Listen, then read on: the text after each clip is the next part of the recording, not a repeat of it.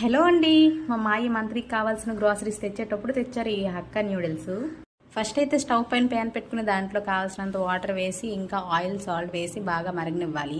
బాగా water boil అయ్యాక దాంట్లో హక్కా న్యూడిల్స్ వేసుకొని మంచిగా 80% వరకు కుక్ చేస్తారు. తర్వాత దాన్ని జల్లెడ పట్టుకొని నార్మల్ వాటర్ వేసి కూల్ చేసుకోవాలి, ఓవర్ కుక్ అవ్వకుండా. ఒక ప్యాన్ పెట్టుకుని దాంట్లో ఆయిల్ పోసుకొని ఆయిల్ బాగా హీట్ ఎక్కాక బీట్ చేసిన ఎగ్స్ వేసి వీడియోలో చూపించిన విధంగా కలుపుకోండి. చిన్న చిన్న పీసెస్ లా కాకుండా కొంచెం మీడియం సైజ్ పీసెస్ లా కట్ చేసుకోండి. కొంచెం ఉప్పు కారం వేసి కలిపి పక్కన తీసుకోండి.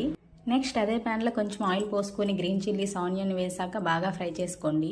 అవి బాగా ఫ్రై అయ్యాక క్యారెట్ ముక్కలు, క్యాప్సికమ్ ముక్కలు, బీన్స్ ముక్కలు, తర్వాత క్యాబేజీ ముక్కలు వేసి మంచిగా ఫ్రై చేసుకోండి. మంటని హై ఫ్లేమ్ మీద పెట్టుకొని కలుపుతూ ఒక 20 to 30% వరకు కుక్ చేసుకోండి వెజిటేబుల్స్ అన్ని. అలా కుక్ అయ్యాక దాంట్లోకి 2 టేబుల్ స్పూన్ టమాటా sauce, 2 table spoon red chilli sauce వేసి మంచిగా కలుపుకోండి.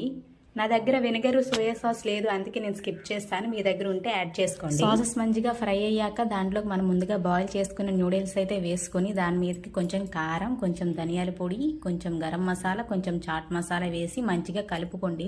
ఈ ప్రాసెస్ మొత్తం హై ఫ్లేమ్ మీద చేసుకోండి, అప్పుడే స్మోకీ ఫ్లేవర్ వచ్చి న్యూడిల్స్ చాలా బాగుంటుంది. వీడియోలో చూపించిన విధంగా అయితే కంటిన్యూస్ గా ఒక 5 minutes పాటు కలుపుతూనే ఉండండి హై ఫ్లేమ్ లో. ముందుగా రెడీ చేసుకున్న ఎగ్ పీసెస్ ఉన్నాయి కదా, అవి వేసుకొని మంచిగా కలుపుకోండి. అంతే అండి, సింపుల్ గా న్యూడిల్స్ ఇంట్లోనే చేసుకోవచ్చు.